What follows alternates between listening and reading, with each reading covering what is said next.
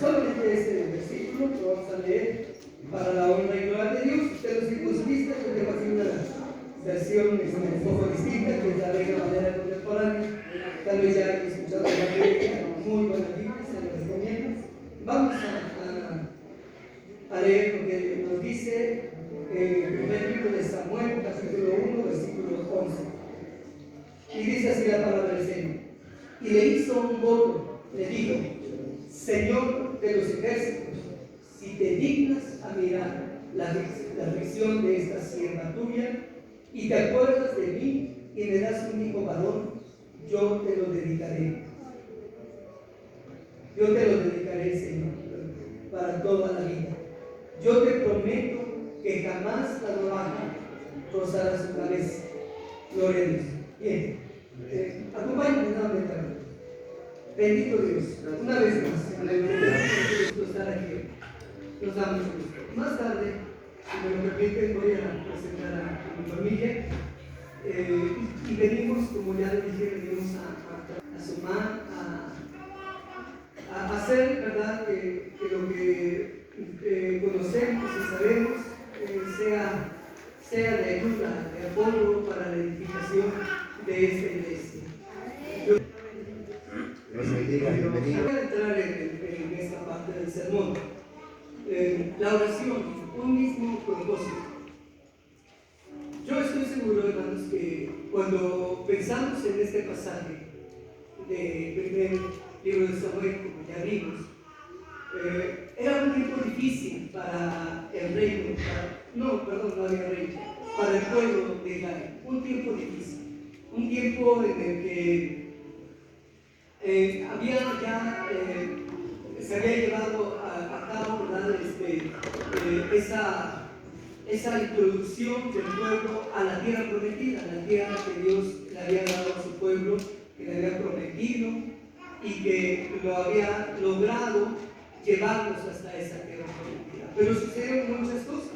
Tenemos un libro de Jueces que, si usted lo ve, lo analiza, encontrará que había una gran cantidad de problemas. Y cada vez que había un clamor a Dios por todos esos problemas, el Señor enviaba un juez, y este juez lo libertaba. Estaba más o menos en paz las tribus por 40 años en promedio, ¿verdad? Algunos más, otros menos, y así es como se la vivía, a tal grado que en los últimos capítulos de Jueces dice que así se comportaba el pueblo porque no había un rey en Israel.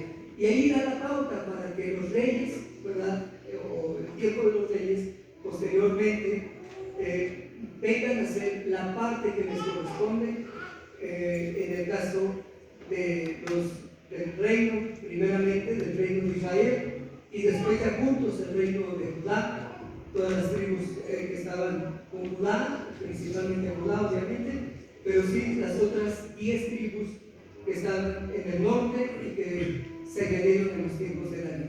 Todas estas cosas, hermanos, sucedían. Y sucedían, ¿por qué? Porque había problemas, había situaciones problemáticas. Pero este no es un problema de un país, este problema es un problema familiar, un problema muy privado, ¿verdad? Un problema en el que solamente atañe una familia, en este caso la familia de Elcana y su esposa Ana. Eran los únicos involucrados en este problema. Bueno, también había otra mujer, ¿verdad?, que le había dado hijos a Elcana. Pero resulta, hermanos, que esta mujer que tenía este problema, una situación, pues no lo dice la Biblia, tal vez su matriz, tal vez, obviamente no era cuestión del marido, sino más bien era de la mujer, ¿no? El marido estaba comprobado que podía tener hijos. Pero con todo esto, la mujer va hasta el templo, un templo que no era construcción de piedra, sino que va y empieza a orar. Y empieza a orar, dice aquí, con una desesperación, de tal manera que el Señor oyó, ¿verdad? El Señor escuchó esa oración. Y aquí es donde tenemos que pensar, ¿cómo es que esta mujer logra tocar el corazón de Dios. ¿Cómo es que esta mujer logra hacer posible un milagro que la ciencia y hoy en día también es prácticamente imposible? Aunque se han dado métodos, ¿verdad? Pero que no son de manera natural, son forzados. Entonces, siempre encontramos esto que vemos como un milagro tan grande, ¿verdad? Que Ana se atreve a decirle a Dios: si me das un hijo, te lo voy a dedicar por el resto de su vida, ¿verdad? Lo tuvo algunos años, probablemente hasta los 7 años. Antes se testaba a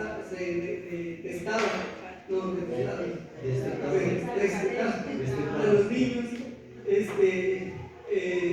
a una mayor edad, ¿verdad? Hoy al año ya no quieren las mujeres darle más pecho al niño, pero antes eran años, ¿verdad? Yo recuerdo todavía en mi época que no por mí, no creo que por mí, sino por que tenía primos que estaban ahí pegados a la tía y tomando su leche. Bueno, y esa situación, hermanos, es la que se da de esa manera. Hay una promesa, hay un compromiso de parte de Ana y por supuesto el compromiso de Dios que desde mucho antes, ¿verdad? Había prometido dar bendición a la mujer y dar bendición a todo aquel que siguiera sus mandamientos y que siguiera su palabra. Ana cumplió su promesa a Dios. Samuel creció, llegó a ser uno de los líderes más grandes que Israel pudiera llegar a conocer, el último de los jueces, ¿verdad? Tenía varios títulos, se puede decir que era juez, era sacerdote y además era un intercesor. Dios entonces, hermanos, ve esta situación y entonces bendice la vida de Samuel. Hablamos hoy de la palabra comunicación. Aquí está escrito, no les estoy copiando, pero hablamos hoy de la palabra comunicación.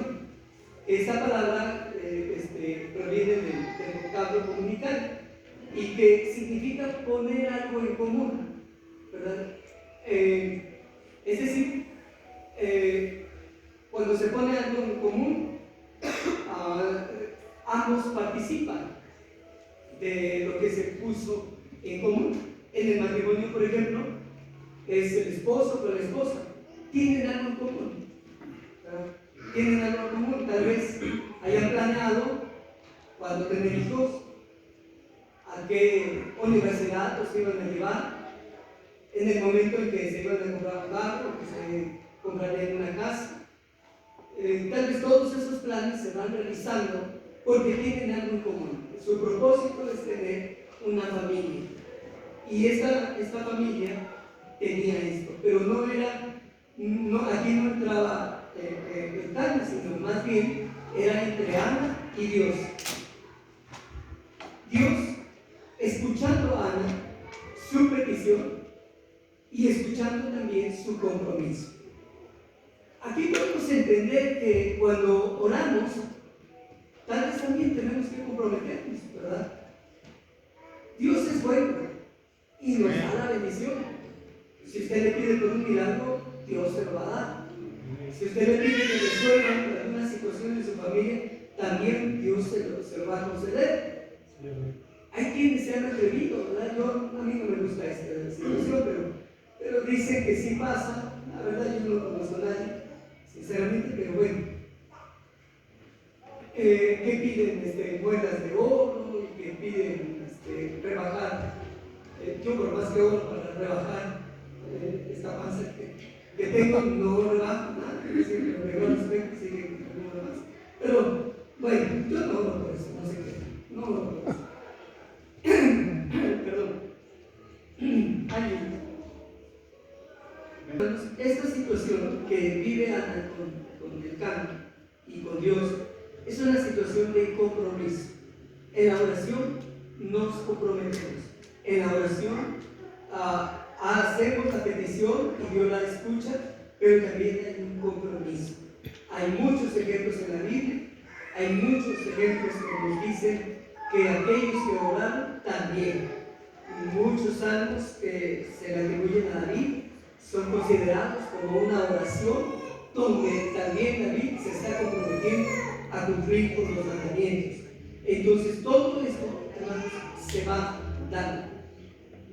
También en el tiempo del Señor Jesús, sus discípulos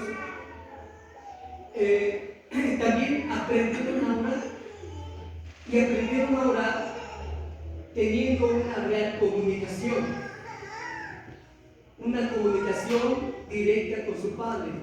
Esta, por supuesto, dice el Señor, debe de ser a solas, en secreto, para que lo que pides en secreto, en público, vaya a ser notorio. Dios entonces establece esta oración en Mateo 6, del versículo 5 al 7, y le dice a sus discípulos: cuando ustedes oren, oren de esta manera. No sean como los fariseos, ¿verdad? Y solamente puras palabrerías y palabrerías, sino que oren ustedes. Y yo quiero hoy, hermanos, hablar de estos tres aspectos que la oración de Mateo 6, del 5 al 7, nos habla y nos dirige en nuestra oración hacia Dios. Esa oración, hermanos, donde, como ya dije, la podemos hacer a la mejor en público, una oración comunitaria como la de hoy, es bueno.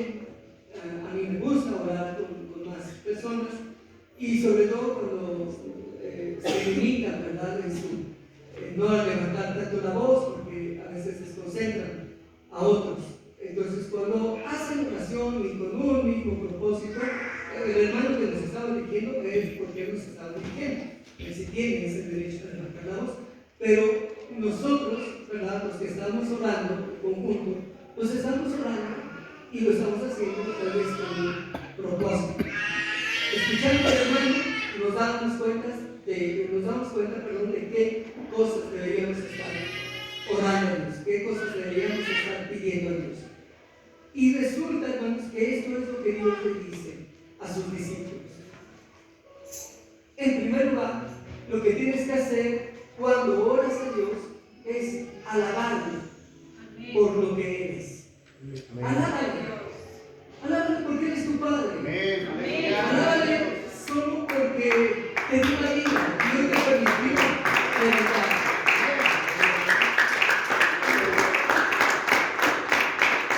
Y cuando le alabamos a Dios, estamos reconociendo que Él nos hizo, que Él fue el que nos hizo.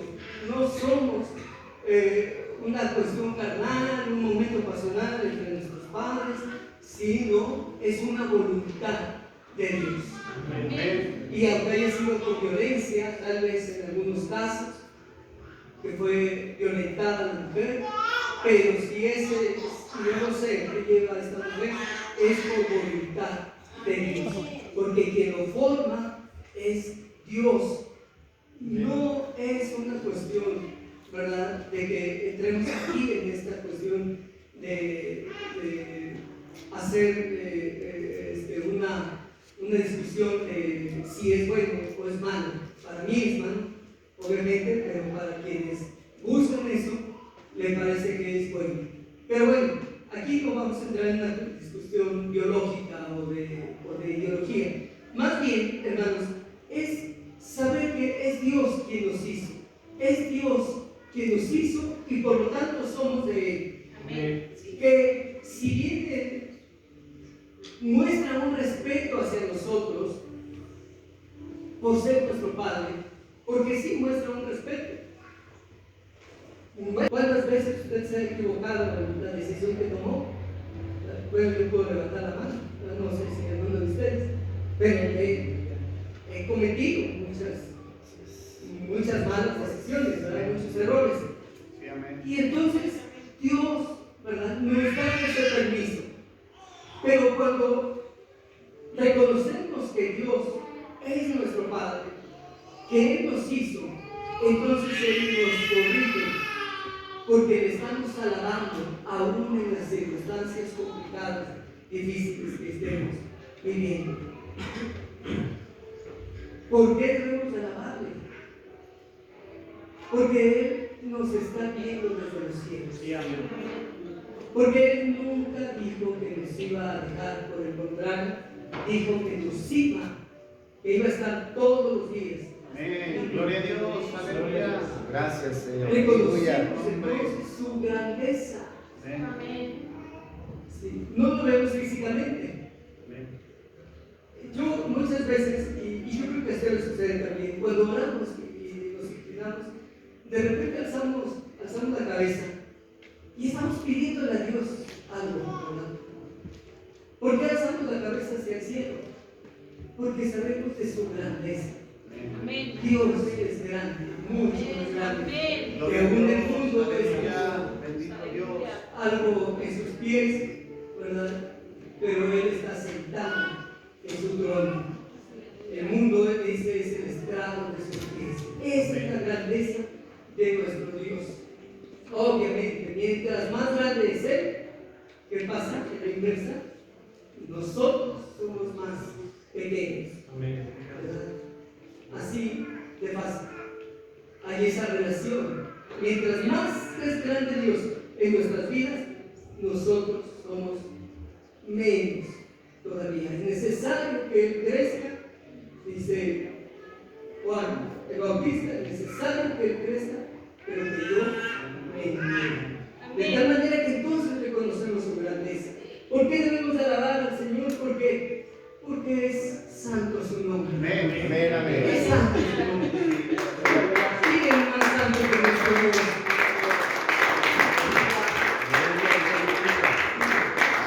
Porque solo Dios puede ser santo. No hay nadie más. Sí, amén. No hay nadie más. Todos reconocemos que nuestro Dios, el verdadero Dios, es santo.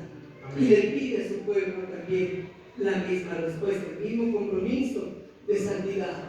Nuestro testimonio, primero con la familia y después en la sociedad en donde nos movemos, allí debe estar precisamente la santidad. Eso es santidad. No necesariamente llegar aquí y estar muchas horas orando. Si cuando me levanto de aquí resulta que me estoy portando mal con la familia, resulta que no estoy respetando a mi jefe de trabajo y resulta que a lo mejor ya me peleé con el vecino. Todas esas cosas no hablan de nuestra santidad. Entonces, hermanos, alabamos a Dios porque Él es así, porque Él es nuestro Padre, porque Él está en el cielo y es mucho más grande que cualquier cosa y porque además es santo. Pero también les dice el Señor, reconócelo por lo que Él es. Sí, amén. Ya lo alabamos, Padre nuestro que estás en el cielo, santificado sea tu nombre. Ahora dice en esta parte, reconócelo por lo que Él es. ¿Quién es? ¿Quién es Dios? ¿Qué es lo que Él hace por nosotros? Y lo primero que nos dice allí en esta oración, venga a tu reino, que podríamos también decirlo de otra manera, ven y sé nuestro único rey. Amén. Aleluya. Ven y sé nuestro único rey. A mí me encanta, ¿verdad? Porque sé que Dios, que es el Rey de Reyes, y como Señor de Señores, puede venir y bajar a la tierra, puede venir a hacerse hombre, a obedecer todos los mandamientos y después morir en la cruz por usted y por mí, Amén. sin que lo hayamos merecido, Gloria a Dios. sin que nosotros hayamos hecho algo para que Dios hiciera tan gran sacrificio. Nada hicimos. A lo mejor era de los que se acordaban bien. A lo mejor dice, no, pues yo no me meto con nada. Pues sí, todo, ¿no? pero no ando de borracho quedándome en la calle, ¿verdad? Pues sí, les reclamo a mis padres cada ratito estoy enojado con ellos, ellos me corren, pues yo no me voy, pero no soy tan malo, ¿verdad? Como el hijo de la vecina, que es drogadicto y que se sospecha que anda ya metido en el mundo. Pero yo no soy tan malo. Y podríamos así decir muchas cosas. Pero cuando nosotros reconocemos que Él es nuestro Rey, cuando reconocemos que Él es nuestro Señor, lo que nos preocupa es obedecer para que venir a este mundo y entonces obedecer y cumplir con todos los mandamientos. Yo no sabía esto de que honrar a nuestros padres, porque ser mujeres, pues nunca decimos una grosería, tal vez sea esto, ¿verdad? Pero cuando puedo entender que obedecer a los padres va más allá, va más allá. No, aquí no, el padre no es que se lo merezca o no. El mandamiento dice, honra a tus padres. Mandamiento con promesa para que tengas larga vida sobre la tierra. Amén. Entonces, en esa obediencia, como lo hizo el Señor a su Padre, también nosotros debemos de hacerla a nuestros padres. Hablo de manera física o biológica, pero también debemos obedecer a nuestro Padre celestial y cumplir sus mandamientos. Gloria a Dios, aleluya. Si obedeces a Dios más por miedo, seguramente no vas a encontrar una respuesta a tus oraciones. O si lo haces por obligación religiosa, también no vas a encontrar mucha respuesta. Por eso es importante entonces que lo hagamos y lo hagamos de esto, ¿verdad? Venga a nosotros tu reino. Y así, tal cual, el que está ahí, su grandeza está arriba, ¿verdad? Pero Él viene a este mundo para escuchar cada una de sus peticiones que usted hace. Gracias. ¿Y cuál es la petición? Hermanos, dice, ¿verdad? Seguida esta oración, el pan nuestro, dánoslo hoy. ¿Qué significa esto? No solamente nuestro Dios es grande, sino que además nuestro Dios es proveedor. Es proveedor. ¿A quién le ha faltado la comida, el alimento? A lo mejor algún día, ¿verdad? Tuvo que hacer un ayuno forzado.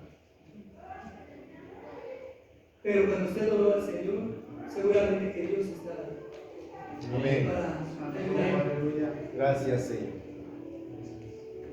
Yo recuerdo, he cambiado mucho las oraciones rápidas, como la oración por la comida, pero recuerdo escuchar al pastor, a mi pastor, José Manuel Castillo. Recuerdo que él siempre oraba, ¿verdad? Bendiciendo las manos de la persona que había hecho la comida, pero también recordando que hay viudas, hay huérfanos, hay personas en necesidad, y también oraba por ellos.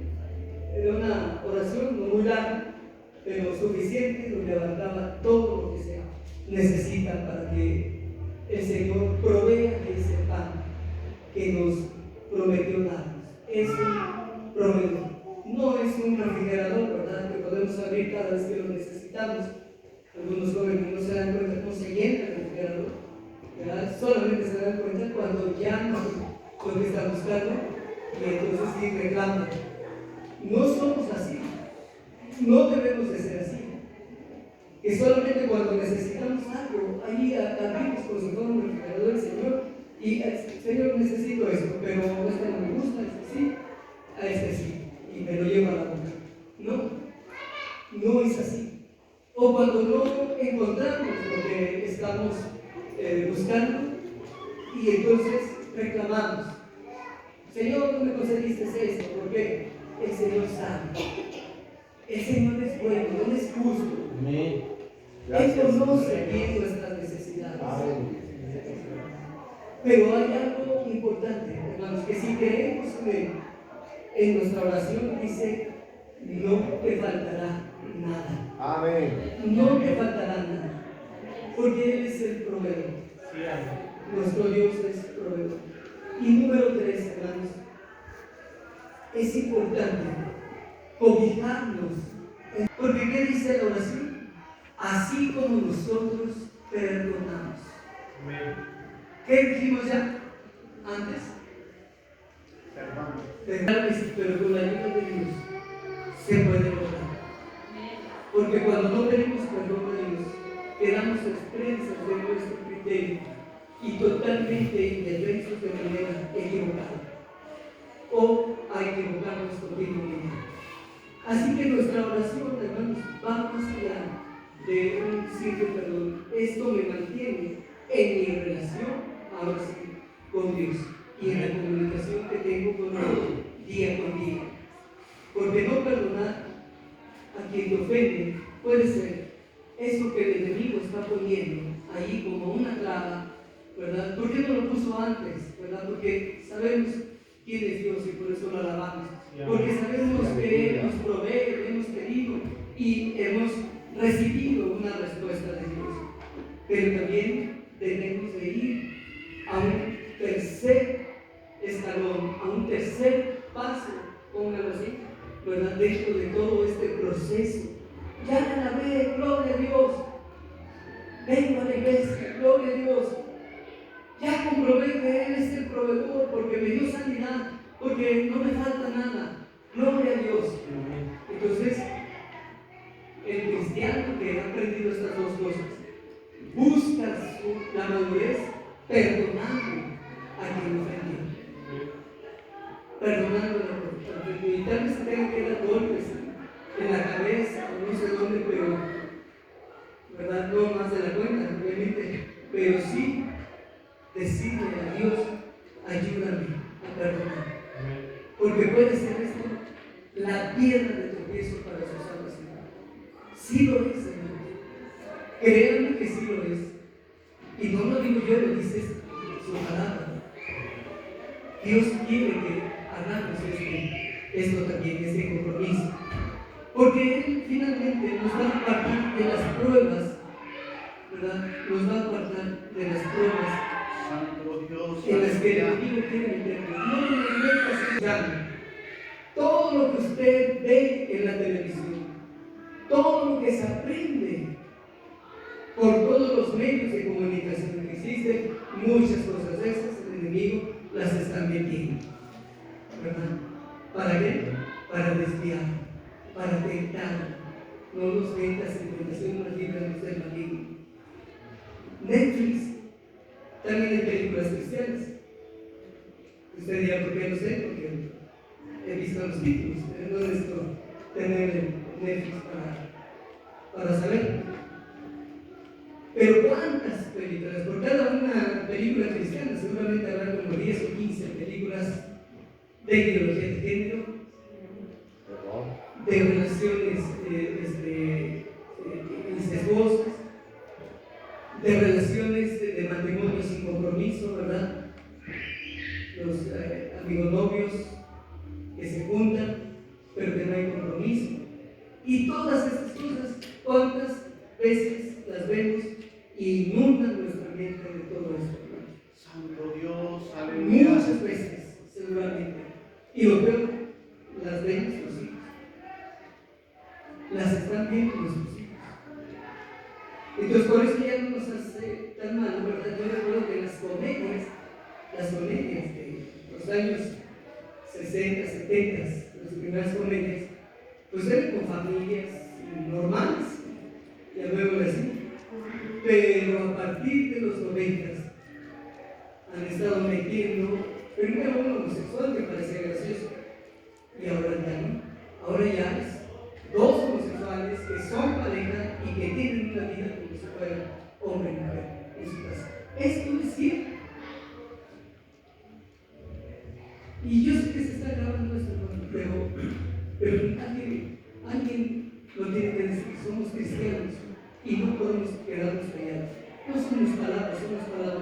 del Señor. Amén. No nos metas en tentación.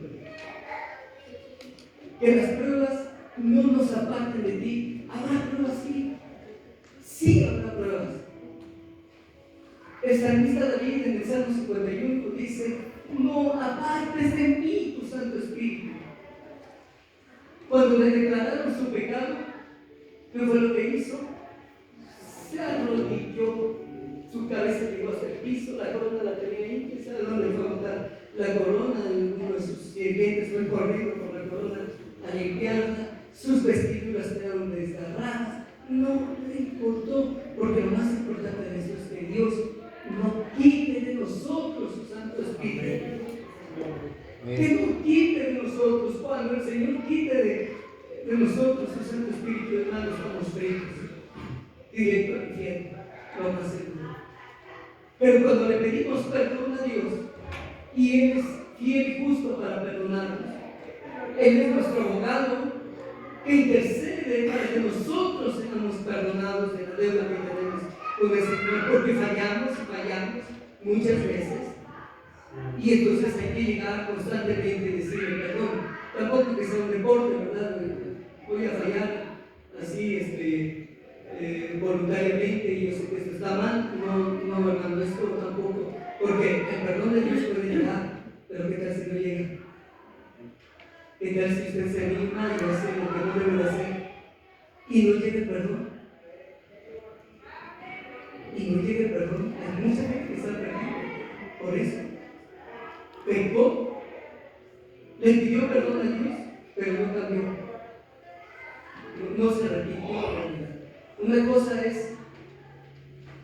pedir perdón y otra cosa es arrepentirse, porque el que se arrepiente decide dejar todo para entonces buscar solamente la presencia de Dios.